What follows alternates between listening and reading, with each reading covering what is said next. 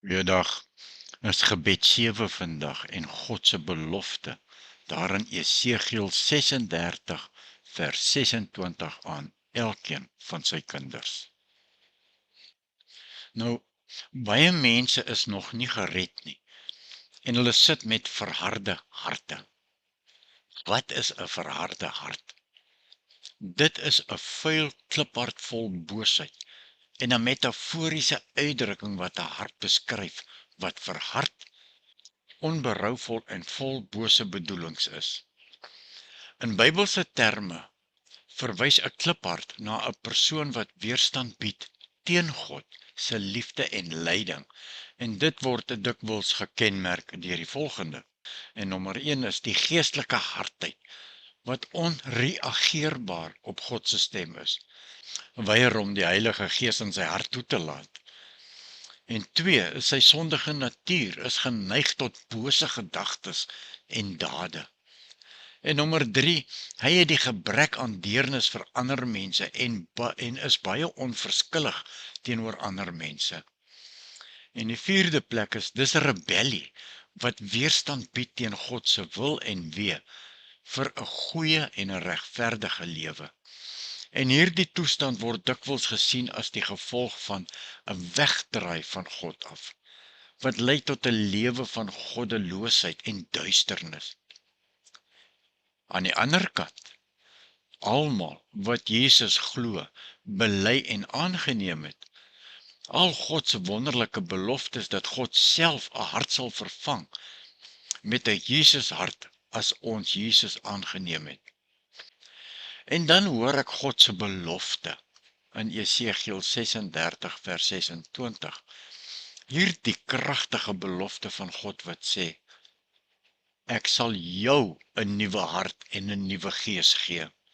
Ek sal die kliphart uit jou liggaam uithaal en jou 'n hart van vleis gee.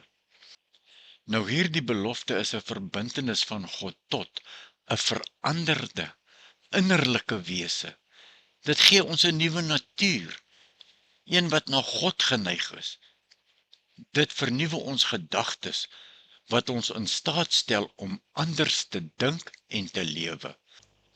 Dit bemagtig ons lewens. Dit vul ons met sy gees. Dit gee ons die krag om 'n lewe te lei wat hom, die Here, eer.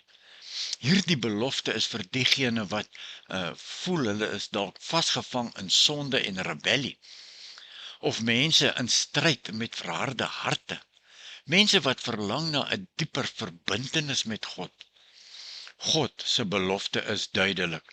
Hy, die Here, sal jou 'n nuwe hart gee, een wat sag, ontvanklik en gevul is met sy liefde. Die vraag is net, sal jy dit aanvaar? Kom ons bid. Onse Vader, ek kom vandag opnuut na U toe, met 'n hart wat ek weet hard en koppig is. Ek bely my sonde en ek bely my rebellie, Here. En ek vra U om U belofte in Esegiel 36:26 te vervul in my binneste met 'n nuwe hart. Gee my 'n nuwe hart, een wat sag is en reageer op U liefde. Verwyder my hart van klip en vervang dit met 'n hart van vlees. Here, vul my met U Gees, sodat ek 'n lewe kan lei wat U eer. Help my om in U weë te wandel en U met my hele hart lief te hê. Dankie vir U belofte en U getrouheid. Ek bid dit in die wonderlike, kosbare naam van Jesus Christus, wat namens ons sonde aan die kruis betaal het. En ja, God hoor ons smeking as ons sy woord bid met 'n opregte hart, en hy sal ons gee ver bo ons verwagtings, want dit is wat hy vir ons sê, hy sal ons 'n hart van vleis gee. Dankie, Here. Amen.